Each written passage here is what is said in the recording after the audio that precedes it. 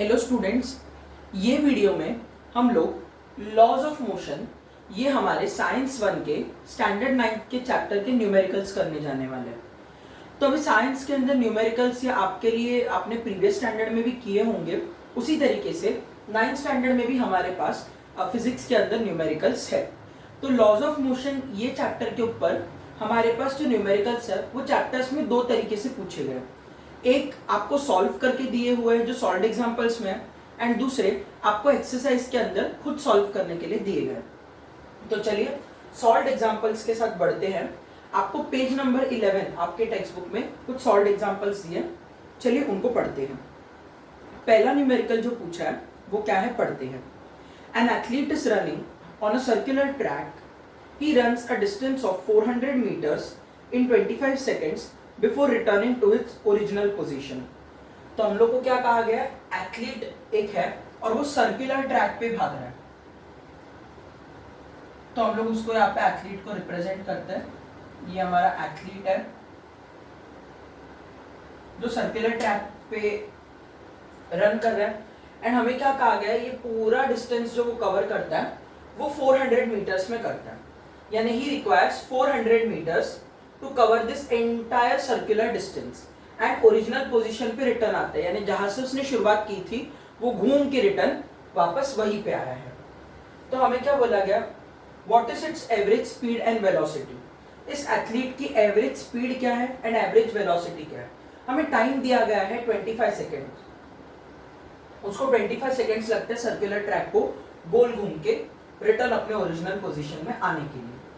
तो अभी डिस्टेंस हमें दिया है 400 मीटर क्वेश्चन में, टोटल डिस्प्लेसमेंट हो जाएगा 0 मीटर। 0 क्यों, क्योंकि डिस्प्लेसमेंट का डेफिनेशन कहता है displacement is the minimum distance between initial point and final point.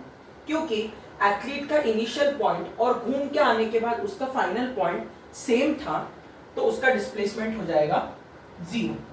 तो अभी हम लोग को इतना मालूम पड़ गया, डिस्टेंस है 400 मीटर्स, डिस्प्लेसमेंट s है 0 मीटर, एंड टाइम उसने कितना लिया है 25 सेकेंड्स। तो चलिए न्यूमेरिकल के साथ स्टार्ट करते हैं। तो हमारे पास एवरेज स्पीड कैसे मिलेगी, तो एवरेज स्पीड का फॉर्मूला है, it is same as speed. Speed क्या होता है, डिस्टेंस अपॉन टाइम। तो एवरेज स्पीड क्या होगी, total distance upon total time. तो ये हो जाएगा total distance upon total time. तो हमारा डिस्टेंस था 400 अपॉन टाइम था 25 सेकेंड्स, क्योंकि सारे एसआई यूनिट में तो कोई कन्वर्जन की जरूरत नहीं है। तो 25 वन जा 25, 25 8 जा, एक मिनट, 25 अच्छा 5 के टेबल से करते हैं। 5 5 जा 25, 5 8 जा 40, 0, 5 1 जा 5, 5 16 जा 80। तो हमें यहाँ पे आंसर क्या मिला है, 16 metres per second. Metres per second कैसे, क्योंकि इसकी ये स्पीड है and speed is denoted by the unit metre per second. चलिए इसी तरीके से वेलोसिटी ढूंढते हैं। तो एवरेज वेलोसिटी क्या होगी,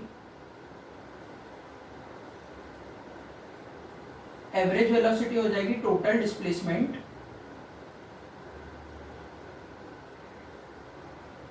अपॉन टोटल टाइम। तो हमारा डिस्प्लेसमेंट कितना है, डिस्प्लेसमेंट है 0 मीटर, क्योंकि जिस पोजीशन से एथलीट ने चालू किया उसने वहीं पे अपना ट्रैक का राउंड खत्म किया, divided by time is 25। 0 divided by any number is 0 itself, तो इसका वेलोसिटी कितना हो जाएगा 0 मीटर्स पर सेकेंड। अभी साइंस में ऐसे तो फाइनल आंसर्स लिखते नहीं, बट आपको आप जब कभी भी एक न्यूमेरिकल करते हो तो एक अच्छी साइन होती है कि आप फाइनल आंसर लिखो। तो हम यहाँ पे फाइनल आंसर लिखेंगे, ठीक है। एवरेज स्पीड क्या है,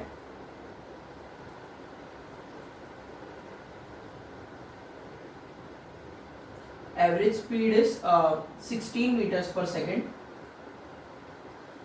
एंड एवरेज वेलोसिटी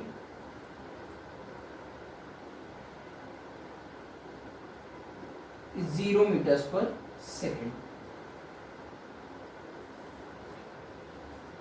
तो चलिए हमने फर्स्ट न्यूमेरिकल कर लिए। इसी तरीके से एक और न्यूमेरिकल करते हैं।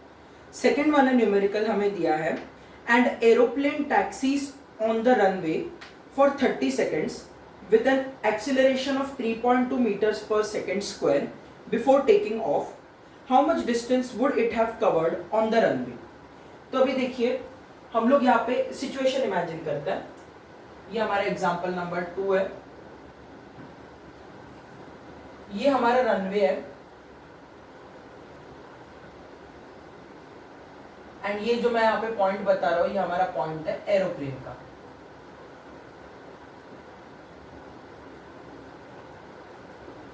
अब एरोप्लेन पहले तो रनवे के ऊपर टेक ऑफ करने से पहले वो टैक्सीइंग कर रहा है। Now what is the meaning of an aeroplane taxis on a runway? An aeroplane taxis on a runway का मतलब है वो रनवे के ऊपर ही दौड़ रहा है, उसने अब तक फ्लाइट नहीं पकड़ी है, यानी वो अभी भी सीधा रनवे के ऊपर ही भाग रहा है। ठीक है, तो हमें क्या कहा गया है, कब तक वो भाग रहा है रनवे के ऊपर? फॉर 30 सेकेंड्स, यानी कितने टाइम से भाग रहा है? वो 30 सेकेंड से भाग रहा है। ठीक है, एक्सीलरेशन दिया गया है, प्लेन की speed is at that point it is 3.2 metres per second square. ठीक है, before taking off how much distance would it have travelled on the runway?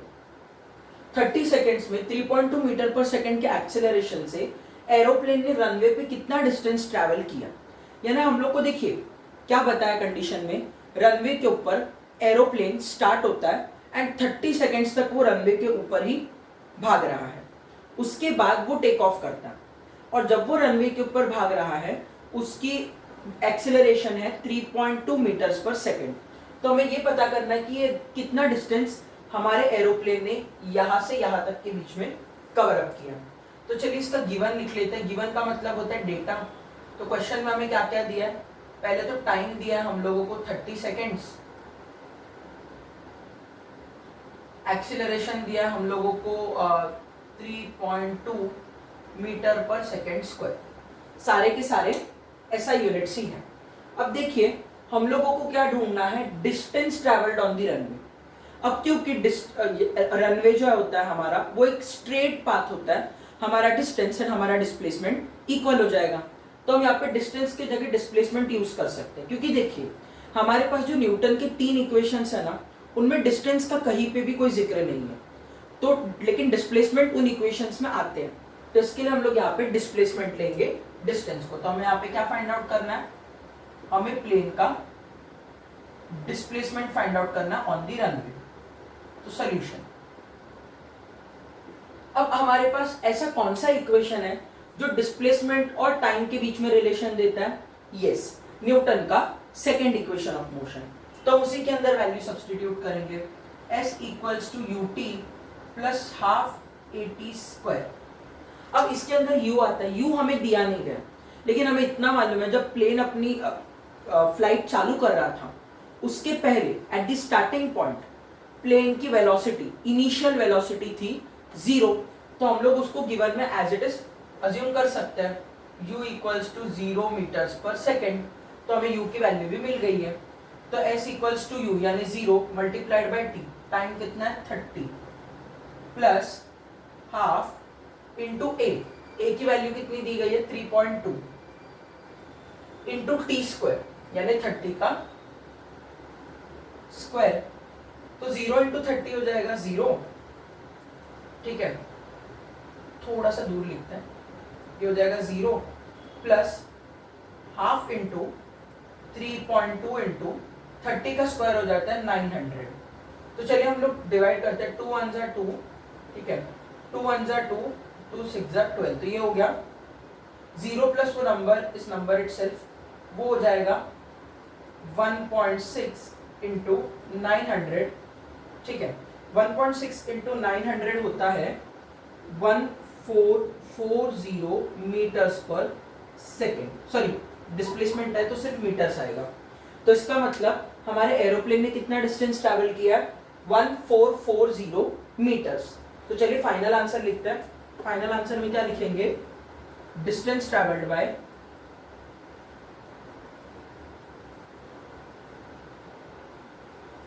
the aeroplane is 1440 metres. तो अभी आप इस वीडियो को पॉज करके ये सम्स नोट डाउन कर सकते हैं।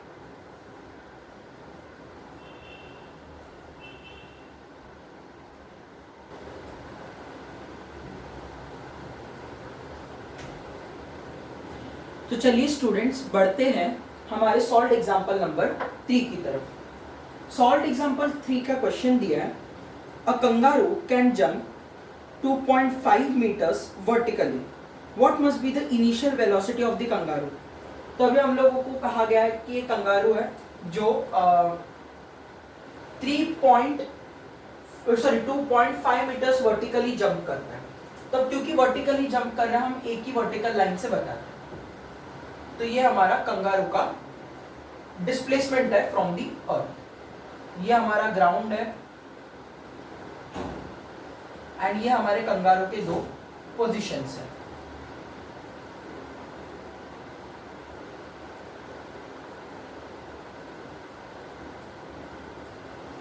अब हम लोगों को कंगारू की इनिशियल वेलोसिटी ढूंढने बोला है, यानी वो कूदने से पहले, ठीक है, जंप करने से पहले वर्टिकली उसकी वेलोसिटी कितनी थी। अब हम लोग को ये चीज कही गई है कि kangaroo can jump 2.5 metres vertically. इसका मतलब जमीन से लेके ऊपर तक का हमारा डिस्टेंस या डिस्प्लेसमेंट क्या है, s is equals to 2.5 metres. हम लोग को टाइम लिमिट नहीं दिया, ठीक है, एंड कंगारू इतना ऊपर जंप करके वापस नीचे आ सकता है क्योंकि वर्टिकली अपवर्ड्स जंप कर रहा है, ऊपर की तरफ एरो बता देता है, ठीक है। इनिशियल वेलोसिटी क्या है कंगारू की नीचे से ऊपर जंप करते समय। अब मुझे इतना मालूम है कि जंप करने के बाद ऊपर जाके एक ऐसा पॉइंट होगा जहां पे कंगारू की स्पीड 0 हो जाएगी, जहां से वो नीचे उतरेगा जंप करके। तो हम लोग कह सकते हैं कि उसकी इनिशियल वेलोसिटी कुछ तो है जो हमें मालूम नहीं है, जो हम ढूंढने वाले हैं, बट फाइनल वेलोसिटी इसकी 0 है। तो हम लोग यहाँ पे लिख सकते हैं v equals to 0 metre per second. हाँ लिख सकते हैं। तो चलिए गिवन लिख लेते हैं। तो हम लोग को मालूम है कंगारू ने कितना ऊपर छलांग मारी है, 2.5 मीटर्स, तो उसका डिस्प्लेसमेंट 2.5 मीटर्स है। फाइनल वेलोसिटी की वैल्यू 0 मीटर पर सेकेंड। अब यहाँ पे हम अगर न्यूटन के किसी भी इक्वेशन से सॉल्व करें, हमें एक्सेलरेशन लगेगा। यहाँ पे एक्सेलरेशन क्या है, तो जैसे हम लोग को मालूम है कि कंगारू जो है वो अर्थ के ऊपर से जंप करके ऊपर की तरफ जा रहा है, तो इस केस में उसके ऊपर एक्सेलरेशन लगेगा because of acceleration due to gravity, and acceleration due to gravity की वैल्यू होती है 9.8 मीटर्स पर सेकेंड। अब देखिए जब आप ऊपर जाते हैं ना, आप 9.8 को नेगेटिव लेते हैं क्योंकि आप अर्थ के ग्रेविटेशनल फोर्स के अगेंस्ट जा रहे हैं, एंड जब आप नीचे आ रहे हैं तो आप अर्थ के ग्रेविटेशनल फोर्स से अट्रैक्ट होके उसकी तरफ जा रहे हैं, तो तब हम पॉजिटिव लेते हैं। इस केस में हम लोग कंगारू के ऊपर जाने के मोशन के ऊपर कॉन्सेंट्रेट कर रहे हैं। तो यहाँ पे एक्सीलरेशन क्या होगा, एक्सीलरेशन ड्यू टू ग्रेविटी जो है 9.8 metre per second square with a negative sign. तो नेगेटिव साइन का आपको रीजन समझा है, नेगेटिव साइन इज बिकॉज ये value is against the gravitational force of earth. हमें फाइंड आउट क्या करना है, हमें इनिशियल वेलोसिटी फाइंड आउट करनी है कंगारू की, देन हमें u की वैल्यू फाइंड आउट करनी है। तो चलिए सॉल्यूशन करते हैं। तो हमारे पास ऐसा कौन सा फॉर्मूला है जो u, a, v और s के बीच में रिलेशन बताता है। तो हमारे पास यहाँ पे फॉर्मूला है न्यूटन का थर्ड इक्वेशन ऑफ मोशन जो डिस्प्लेसमेंट एंड वेलोसिटी के बीच में रिलेशन देता है।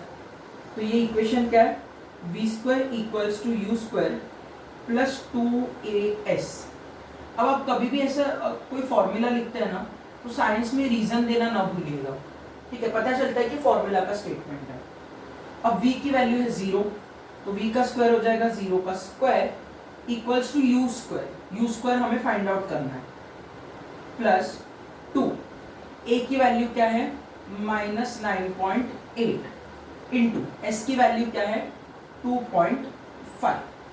चलिए करते हैं इसको सॉल्व। ये हो जाएगा 0 इक्वल्स टू u स्क्वायर, ठीक है, 2 इंटू 9.8 हो जाएगा 19.6 एंड -19.6 इंटू 25 हो जाएगा -49।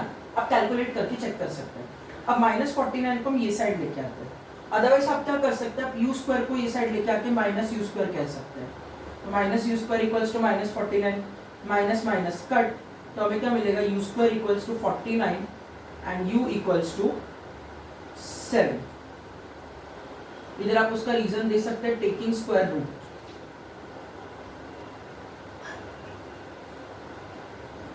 अब यहाँ पे स्क्वायर रूट लेने के बाद 49 तो +7 एंड -7 दोनों का स्क्वायर है, तो हमें यहाँ पे कैसे मालूम पड़ेगा कि वैल्यू कौन सी लेनी है, तो हमेशा याद रखिएगा velocity can never be negative, ठीक है। एक्सेलरेशन एक चीज के लिए हो सकता है बट वेलोसिटी नेगेटिव नहीं हो सकती है, इस वजह से ये यहाँ पे +7 ही आंसर आएगा। तो u क्या है, u की वैल्यू है 7 मीटर्स पर सेकेंड। तो हम लोग फाइनल स्टेटमेंट क्या लिखेंगे, the initial velocity of kangaroo is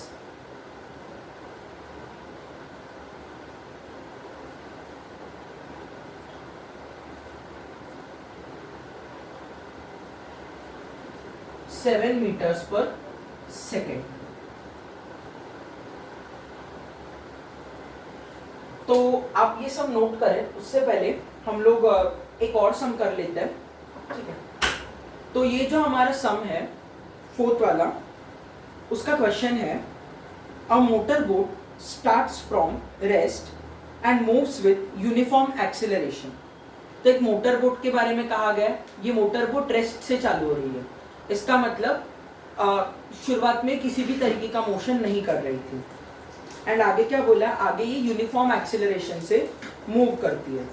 तो if it attains the velocity of 15 metres per second in 5 second, यानी 5 सेकेंड के अंदर हमारी बोट अगर 15 मीटर्स पर सेकेंड से अगर वेलोसिटी से बढ़ रही है, तो एक्सेलरेशन एंड डिस्टेंस दोनों कैलकुलेट करना है, यानी एक की भी वैल्यू कैलकुलेट करना है एंड कितना डिस्टेंस मोटर बोट ने ट्रैवल किया है वो भी कैलकुलेट करना है।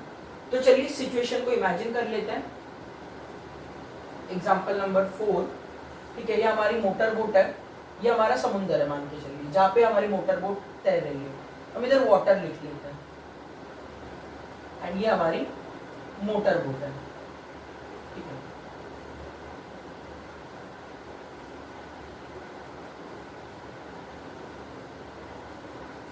अब ये मोटर बोट के बारे में क्या कहा गया, ये रेस्ट से चालू हो रही है एंड ये यूनिफॉर्म एक्सेलरेशन से मूव कर रही है, इसका मतलब एक्सेलरेशन कांस्टेंट है, ठीक है।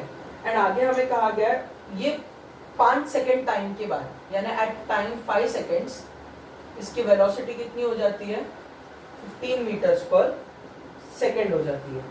तो हमें यहाँ पे क्या क्या कैलकुलेट करना है, एक्सेलरेशन एट कितना डिस्टेंस हमारी मोटर बोट ये डायरेक्शन में ट्रैवल करती है। तो चलिए देखते हैं हमें गिवन क्या क्या है।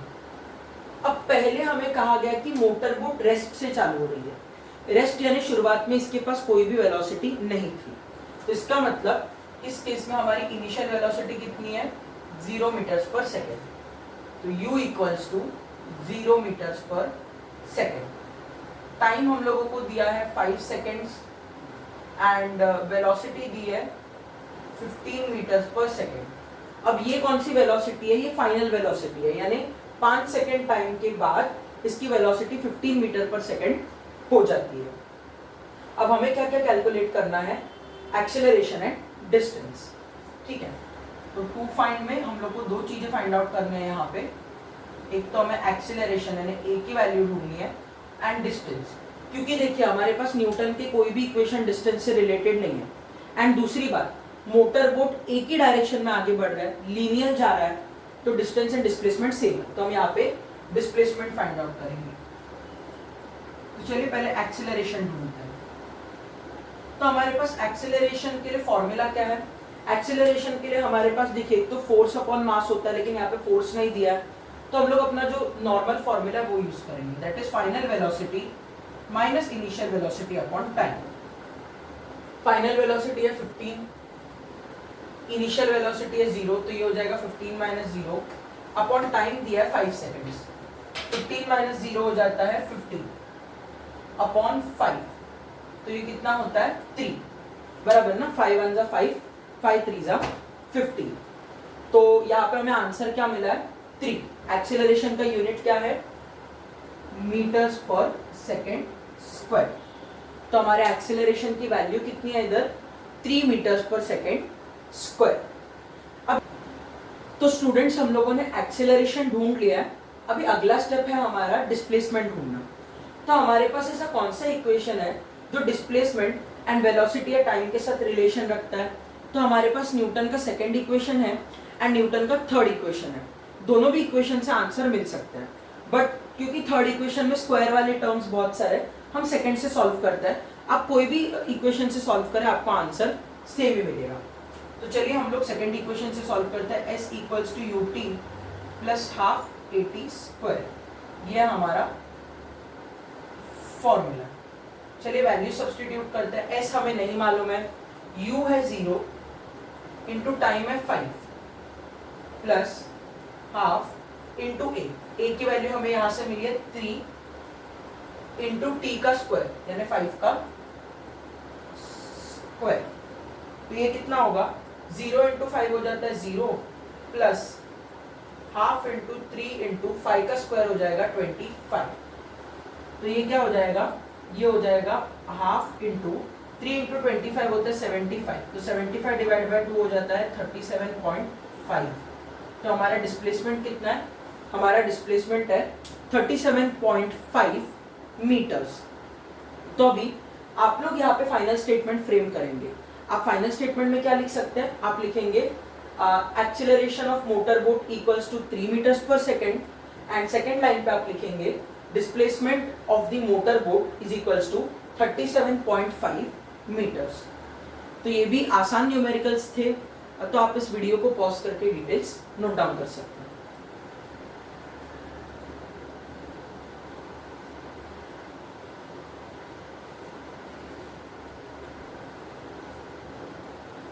तो चलिए स्टूडेंट्स बढ़ते हैं अगले सॉल्व्ड एग्जांपल्स की तरफ। ये सॉल्व्ड एग्जांपल्स आपके पेज नंबर 16 पे है टेक्स्ट बुक के, एंड इसके अलावा ये सॉल्व्ड एग्जांपल्स आपके law of conservation of momentum and momentum के कॉन्सेप्ट के ऊपर बेस्ड है।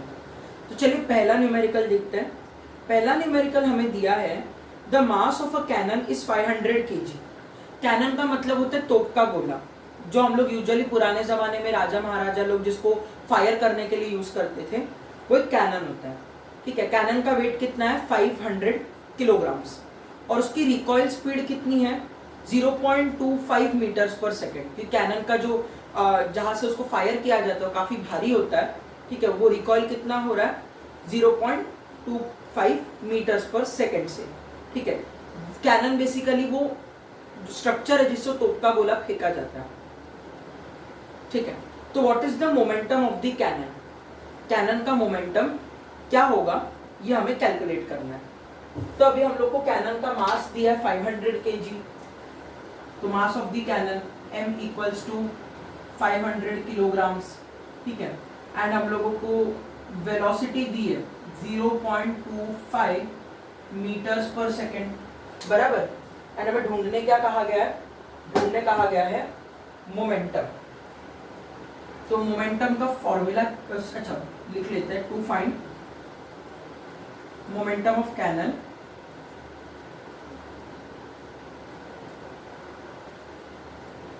जो किससे इक्वल है, p से इक्वल है, क्योंकि हमें मालूम है मोमेंटम का सिंबल क्या होता है, p होता है। तो सॉल्यूशन में चलिए, मोमेंटम का फॉर्मूला काफी सिंपल है, momentum is equals to mass into velocity. तो इस केस में हमें क्या करना है,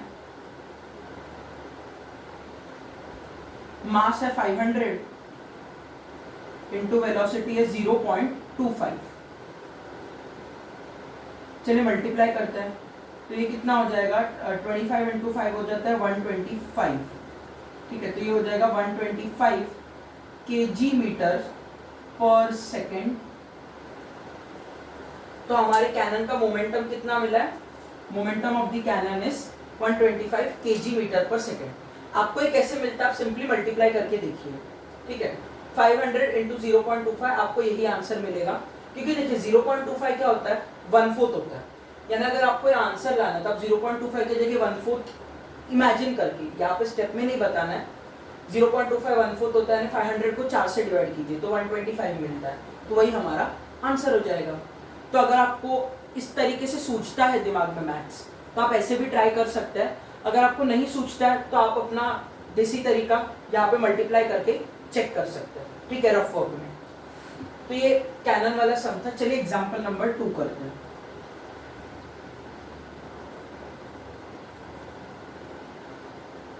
अभी एग्जांपल 2 का क्वेश्चन जो है ना, वो असली टेस्ट है law of conservation of momentum की। हम लोग को यहाँ पे दिया है 2 balls have masses of 50 gram and 100 gram and they are moving along the same line in same direction, ठीक है। अभी हम लोग बनाते हैं वो 2 balls, ठीक है। ये हमारा एक बॉल है, इसका मास कितना है 50 ग्राम्स है, और ये हमारा दूसरा बॉल है, इसका मास कितना है 100 ग्राम्स है। आगे हम लोग को क्या बोला है, दोनों सेम लाइन में जा रहे हैं, सेम डायरेक्शंस में, तो हम एक ही डायरेक्शन में उनको बता देते हैं। आप चाहिए तो ये डायरेक्शन में भी बता सकते हो, चलेगा। आगे क्या कहा गया है हमें, आगे कहा गया है कि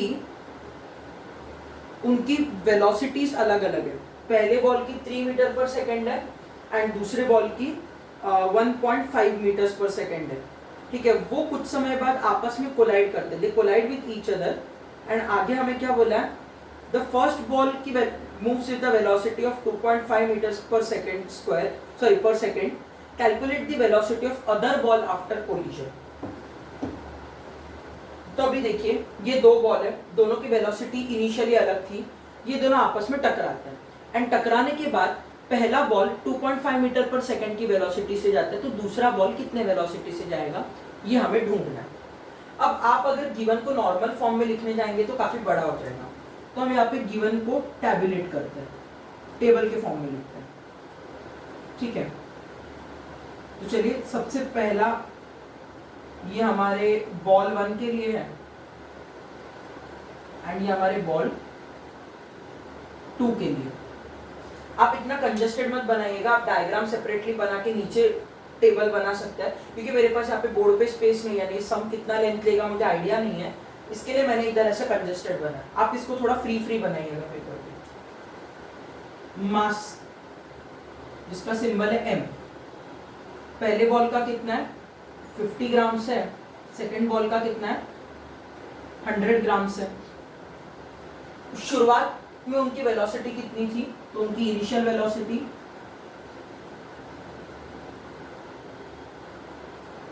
जो है u, ठीक है। पहले बॉल की वेलोसिटी u1 थी 3 metres per second and u2 second ball की वेलोसिटी थी 1.5 मीटर्स पर सेकेंड, ठीक है। तीसरा हम लोगों को क्या दिया गया है, बॉल टकराने के बाद आफ्टर कोलिजन उनकी वेलोसिटी यानी फाइनल वेलोसिटी।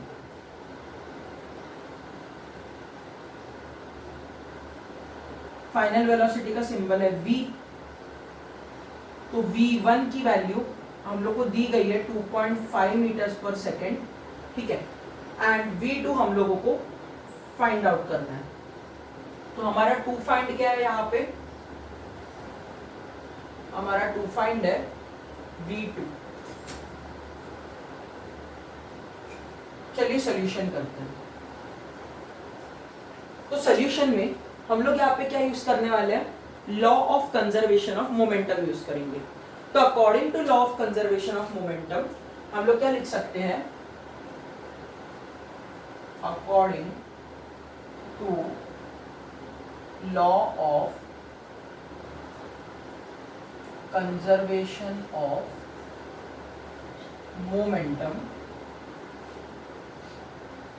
हमें एक्सप्रेशन क्या मिलेगा, m1v1 sorry m1u1 plus m2u2 equals to m1v1 plus m2v2 बराबर initial velocity sorry initial momentum का addition is equals to final momentum का एडिशन।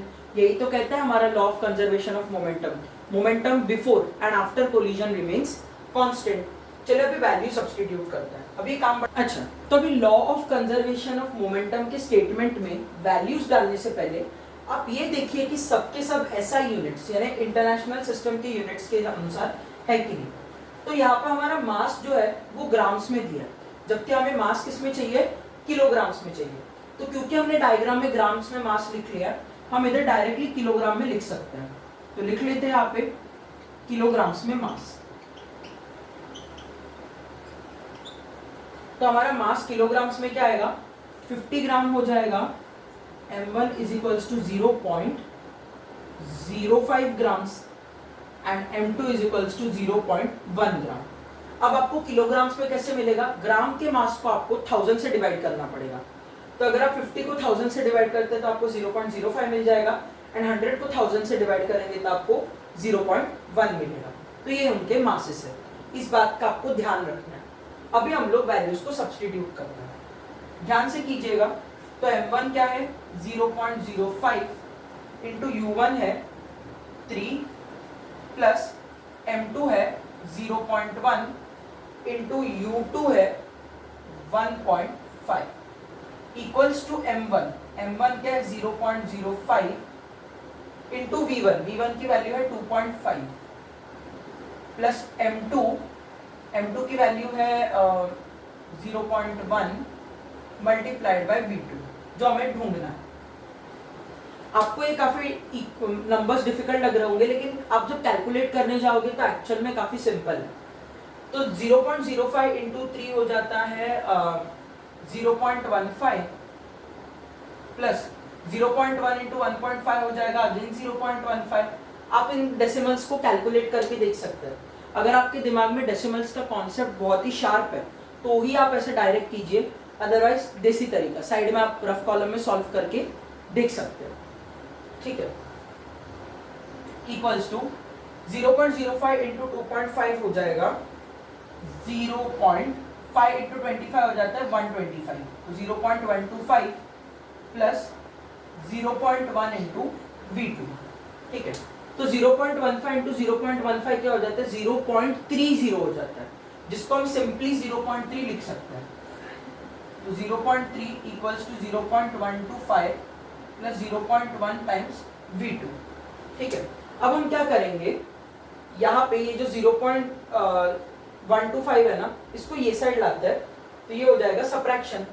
तो हमें क्या मिलेगा 0.3 minus 0.125 equals to 0.1 times v2।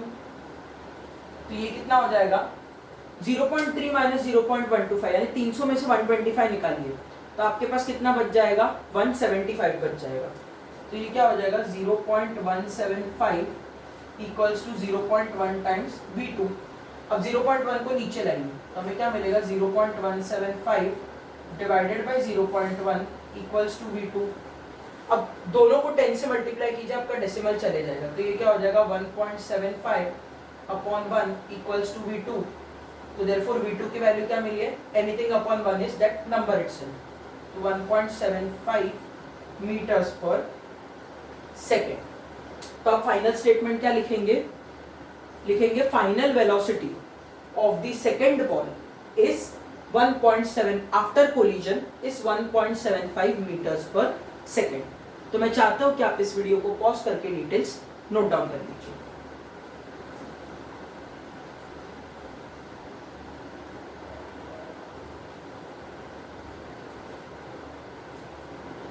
तो चलिए स्टूडेंट्स बढ़ते हैं एक्सरसाइज के न्यूमेरिकल्स की तरफ।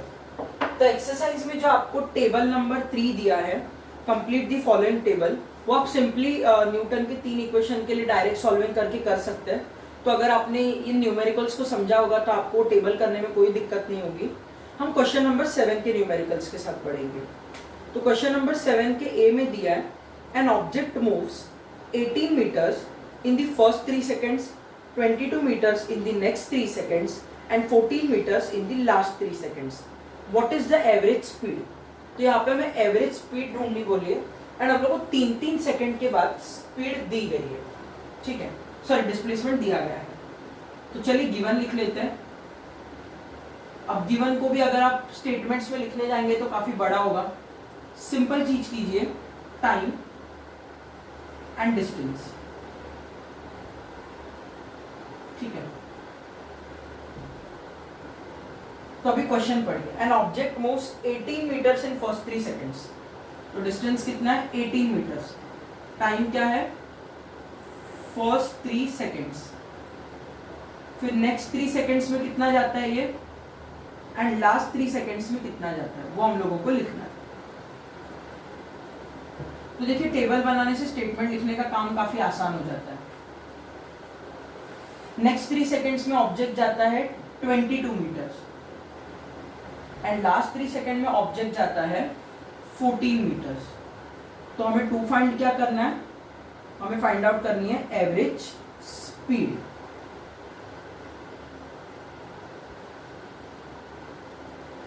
चलिए सॉल्यूशन करते हैं।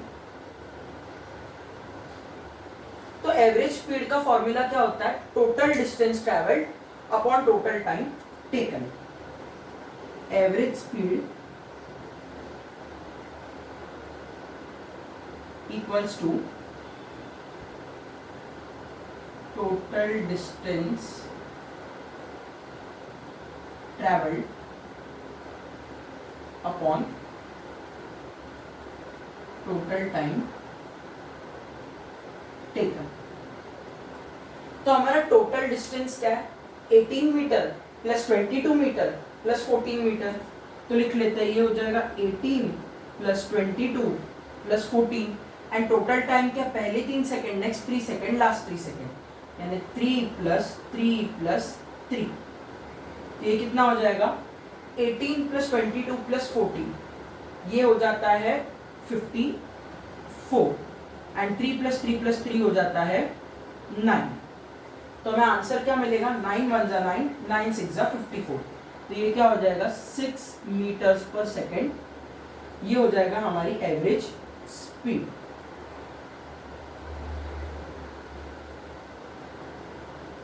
तो आप यहाँ पे फाइनल स्टेटमेंट क्या लिखेंगे, फाइनल स्टेटमेंट आप लिखोगे the average speed is 6 metres per second. चलिए बढ़ते हैं सेकेंड एग्जाम्पल की तरफ, जो है 7 का बी। इसमें देखिए हम लोगों को क्या दिया गया क्वेश्चन में, हमें दिया गया है an object of mass 16 kg। Object का वजन कितना है, 16 kg है, is moving with an acceleration of 3 metres per second square. Acceleration दिया है 3 metres per second square. Calculate applied force, force की वैल्यू ढूंढिएगा। एंड क्या बोला है, if same force is applied to an object of mass 24 kg, तो how much will be the acceleration। यानी अगर वही फोर्स हम किसी 24 kg का ऑब्जेक्ट को अप्लाई करते हैं तो उसका एक्सेलरेशन कितना होगा, ये कैलकुलेट करना है। तो यहाँ पे हमें 2 कंडीशंस दी गई है, ठीक है। तो गिवन में उस अनुसार लिखेंगे। तो पहले तो हम लोगों को ऑब्जेक्ट का पहला मास m1 दिया है 16 kg। पहले कंडीशन में मास क्या है, 16 kg, ठीक है। एक्सेलरेशन पहली कंडीशन में है 3 मीटर्स पर सेकेंड स्क्वायर। अब दोनों केस में फोर्स सेम है, तो हम लोग को इस केस में फाइंड आउट क्या करना था, अप्लाइड फोर्स। अप्लाइड फोर्स का मतलब F। आप पूरे स्टेटमेंट्स लिखिएगा, आप ऐसा शॉर्ट में मत लिखिएगा। एग्जाम में जब आप इस सम को प्रेजेंट कर रहे हैं तो कंप्लीट स्टेटमेंट्स लिखिएगा, सिंबल्स बाजू में ब्रैकेट में आपको लिखना है। अब हम लोग को बोला अगर सेम फोर्स हम अप्लाई करते हैं मास ऑफ 24 kg, यानी सेकेंड कंडीशन का मास क्या दिया हमें, 24 kg, तो उस केस में हमारा एक्सेलरेशन क्या होगा, A2 क्या होगा, वो हमें फाइंड आउट करना है। तो चलिए सॉल्यूशन करते हैं, ठीक है। अब हम लोग पहले सॉल्व करते हैं फॉर केस 1। तो केस 1 के लिए हमें मास दिया है 16, एक्सेलरेशन दिया है 3। तो अभी हमारा फोर्स का फॉर्मूला क्या बनता है, force is equals to mass into acceleration, क्योंकि फर्स्ट कंडीशन है, ये हो जाएगा m1 इनटू a1। ये बन जाएगा हमारा फॉर्मूला। तो अप्लाइड फोर्स क्या होगा, mass is 16 into acceleration is 3। तो 16 इनटू 8 होता है 16 इनटू 3 होता है 48। तो हमारे फोर्स की वैल्यू कितनी मिली है, 48 न्यूटन्स। अभी यही फोर्स हमें 24 kg के ऑब्जेक्ट पे अप्लाई करना है। तो केस 2, फॉर केस नंबर 2,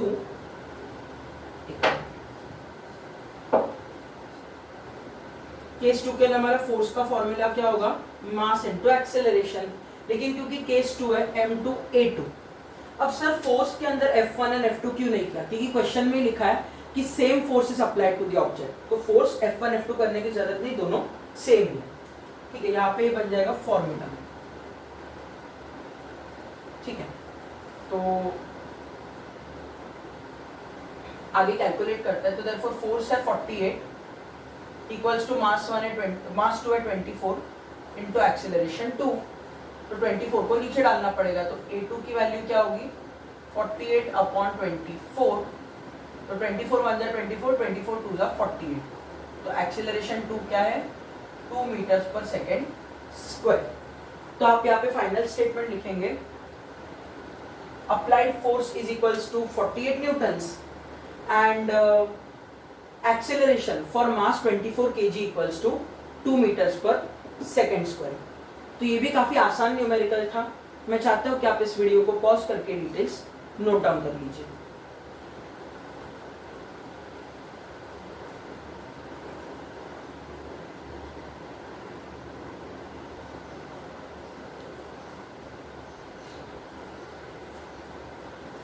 तो चलिए स्टूडेंट्स बढ़ते हैं अगले न्यूमेरिकल की तरफ। तो एक्सरसाइज का जो थर्ड न्यूमेरिकल है वही हमारे एक्सरसाइज का एक चैलेंजिंग न्यूमेरिकल कह सकते हैं। वो भी ऐसे देखा जाए तो चैलेंजिंग नहीं है, सिंपल ही है, direct law of conservation of momentum के ऊपर बेस्ड है। तो हमारा क्वेश्चन क्या है देखते हैं। A bullet having a mass of 10 grams, 10 gram का मास है एक बुलेट का, and moving with a speed of 1.5 metre per second. अब स्पीड यानी यहाँ पे वेलोसिटी भी है। ये बुलेट 1.5 मीटर पर सेकेंड की स्पीड से जा रही है। It penetrates a thick wooden plank. इन अगर मान के चलते हैं ये हमारी बुलेट है और ये वुडन प्लैंक है, तो वुडन प्लैंक को इस तरीके से पेनिट्रेट कर रही है, उसके अंदर जा रही है।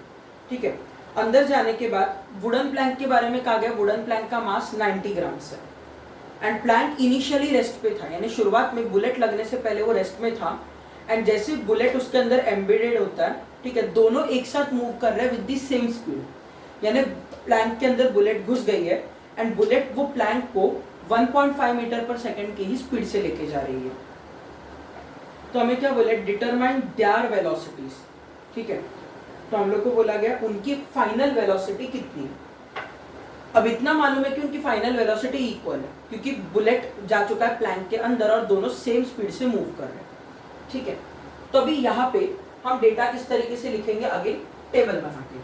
ठीक है, तो पहले तो हम दोनों का क्या क्या दिया है देखो, हमें मास दिया है, ठीक है, इनिशियल वेलोसिटी दी है,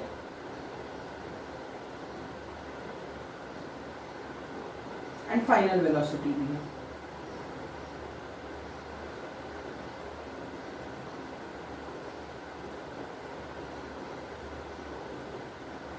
मास का सिंबल है m, इनिशियल वेलोसिटी का है u एंड फाइनल वेलोसिटी का है v। किस किस के लिए लिखना है हमें, पहले तो बुलेट के लिए लिखना है एंड दूसरा वुडन प्लैंक के लिए लिखना है।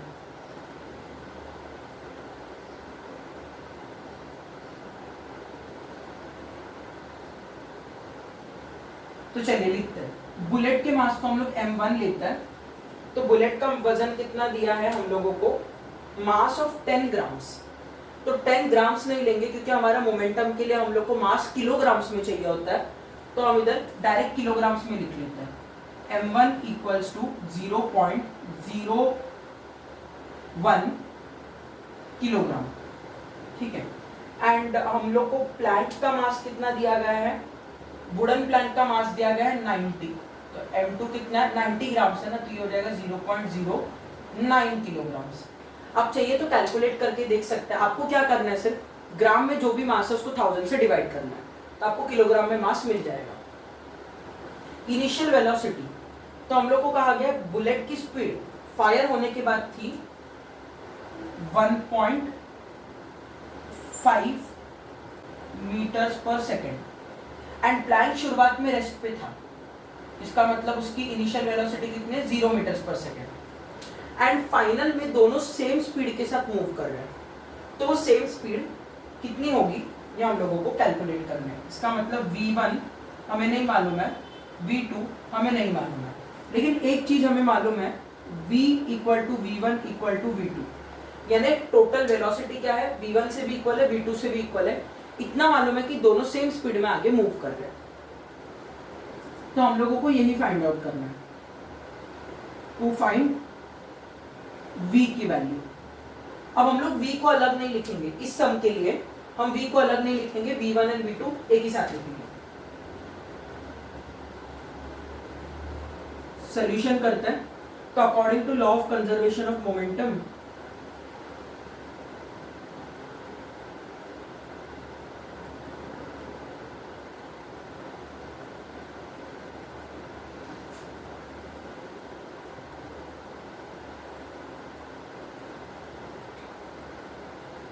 Law of conservation of momentum के हिसाब से हमें क्या मिलेगा, m1u1 plus m2u2 equals to m1v1 plus m2v2। चलिए वैल्यू सब्स्टिट्यूट करते हैं। m1 है 0.01 इंटू u1 कितना 1.5 प्लस m2 है 0.09 इंटू u2 है 0 इक्वल्स टू, इसको थोड़ा सीधा लिख लेते हैं,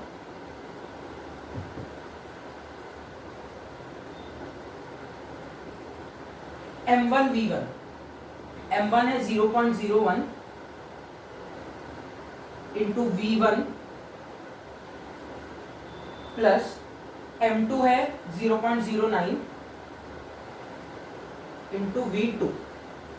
ठीक है, तो ये क्या होगा स्टूडेंट, 0.01 इंटू 1.5 हो जाएगा 0.015 प्लस 0.09 इंटू 0 हो जाएगा 0। ठीक है, इक्वल टू 0.01 इंटू v1, तो 0.01 v, क्योंकि v1 की वैल्यू किससे इक्वल है, v से इक्वल है, तो हम यहाँ पे डायरेक्टली v लिख देंगे, प्लस 0.09 इंटू v, क्योंकि v2 की भी वैल्यू v ही है। अच्छा, अभी अगला स्टेप क्या होगा, हम लोग को मिल गया है 0.015 इक्वल्स टू 0.01 प्लस 0.09, क्योंकि दोनों के पास सेम वेरिएबल है v, तो 0.01 प्लस 0.09 हो जाएगा 0.10। तो हम राइट साइड का 0 डेसिमल में नहीं लिखते हैं, तो डायरेक्टली लिखते हैं 0.1 टाइम्स v। अब 0.1 को नीचे डालेंगे, तो हमें क्या मिलेगा, v इक्वल्स टू 0.015 अपॉन 0.1। तो दोनों में को मल्टीप्लाई बाय 10 कीजिए तो डिनोमिनेटर 1 हो जाएगा, ये क्या हो जाएगा 0.15 डिवाइड बाय 1, तो उनकी फाइनल वेलोसिटी क्या हो जाएगी 0.15 मीटर्स पर सेकेंड। तो आप यहाँ पे फाइनल आंसर क्या लिखेंगे, फाइनल आंसर लिखेंगे देयर वेलोसिटी, ठीक है, जो सेम है दोनों के लिए, बुलेट के लिए भी एंड प्लैंक के लिए भी, द वेलोसिटी, या फिर ऐसा लिख सकते हो their final velocities are 0.15 metre per second. अब बढ़ते हैं फोर्थ न्यूमेरिकल की तरफ। फोर्थ न्यूमेरिकल बिल्कुल फर्स्ट न्यूमेरिकल की तरह एकदम सिंपल है। A person swims 100 metre in the first 40 seconds, 80 metre in the next 40 seconds and 45 metres in the last 20 seconds. What is the average speed? तो एक swimmer के बारे में बताया गया है, चलिए करते हैं। एग्जाम्पल नंबर 7D है। हम लोग को गिवन में क्या दिया गया है, अगेन कुछ टाइम दिया गया है, कुछ डिस्टेंस दिया गया है। टाइम सेकेंड्स में दिया है एंड डिस्टेंस मीटर्स में दिया है। अच्छा, हम लोगों ने फर्स्ट सम में लिखा नहीं था तो आप लिख लीजिएगा। अब टाइम पहले क्या दिया, first 40 seconds, next 40 seconds and last 20 seconds. ये हम लोगों को टाइम लिमिट दिया गया है। ठीक है, अब देखिए क्या कहा गया, स्विमर जो है, ठीक है, वो 100 मीटर जाता है फर्स्ट 40 सेकेंड्स में, उसके बाद वो 80 मीटर जाता है उसके बाद वाले 40 सेकेंड्स में एंड 45 मीटर्स जाता है लास्ट 20 सेकेंड्स में। तो हम लोग को क्या ढूंढना है, इसकी एवरेज स्पीड ढूंढनी है। To find average speed. चलिए सॉल्यूशन करते हैं। तो एवरेज स्पीड का फॉर्मूला क्या है, जैसे कि फर्स्ट सम में हम लोगों ने लिया था average speed is total distance travelled upon total time taken. तो total distance travelled upon total time taken, तो टोटल डिस्टेंस कितना होगा 100 प्लस 80 प्लस 45, तो हो जाएगा 100 plus 80 plus 45 divided by time. पहले कितना 40 40 फिर 20, ये क्या हो जाएगा 40 प्लस 40 प्लस 20। अभी आगे देखिएगा 100 प्लस 80 प्लस 45 हो जाता है 225 एंड 40 प्लस 40 प्लस 20 हो जाता है 100। तो 225 को अगर हम 100 से डिवाइड करते हैं तो हमें मिलता है 2.25 मीटर्स पर सेकेंड। तो हमारी एवरेज स्पीड क्या है, हमारी एवरेज स्पीड है 2.25 मीटर्स पर सेकेंड। तो काफ़ी इजी न्यूमेरिकल्स थे। इसी के साथ लॉज ऑफ मोशन चैप्टर के सारे न्यूमेरिकल्स एंड हो जाते हैं। मैं चाहता हूँ कि आप ये वीडियो को पॉज करके डिटेल्स नोट डाउन कीजिए, साथ ही साथ एक्स्ट्रा न्यूमेरिकल्स को प्रैक्टिस करते रहिएगा, क्योंकि न्यूमेरिकल्स एक ऐसी चीज़ है जो आप प्रैक्टिस से ही परफेक्ट कर सकते हो। एंड 9th स्टैंडर्ड में हमारे पास क्योंकि 3 फिजिक्स के चैप्टर एंड 1 केमिस्ट्री का चैप्टर, 4 चैप्टर में न्यूमेरिकल्स है। इनफैक्ट केमिस्ट्री का जो दूसरा चैप्टर है उसमें भी न्यूमेरिकल्स है। तो न्यूमेरिकल्स का वेटेज सेमेस्टर के पेपर्स में बहुत ज़्यादा रहेगा आपके लिए। तो न्यूमेरिकल्स को प्रैक्टिस कीजिएगा, बहुत अच्छे से प्रैक्टिस कीजिएगा, सो दैट आपको इनके अंदर तुरंत मार्क्स स्कोर करने मिल सके। तो आप ये डिटेल्स को नोट डाउन कर सकते हैं।